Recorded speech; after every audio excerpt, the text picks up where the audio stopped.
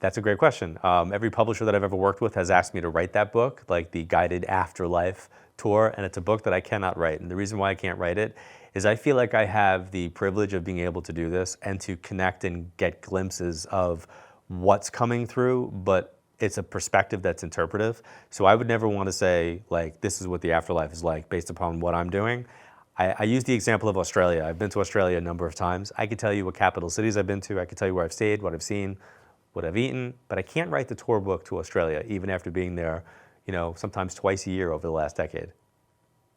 I think one of the things that stands out for me is the power of love. When I say the power of love, I know it sounds cliche, but when you're doing a reading for someone and the insistence level of energy coming through in a repetitive way to get a message across to someone that sometimes really isn't into hearing it because they don't remember the person or they don't realize that it's their hairdresser's son or whatever the example might be, but that insistency, that potential of connection is so overwhelming and cool to watch.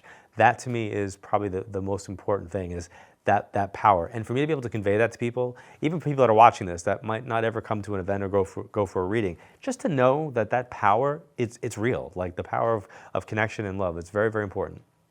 Well, it depends on what level we're talking. If we're talking about somebody who's cynical, where no matter what conversation you have with them, it's just not real, I would have no conversation. But if it's somebody who's skeptical, who actually is asking real questions, who wants to explore this or the concept for themselves, I'll answer whatever questions that they want. So I think it's important to be skeptical. I tell people we're living at a time now where skepticism is a very important tool to help you discern what's real and what's not real. And I think it's important for everybody, everybody to be skeptical when it comes to this subject matter and as they approach things in their lives.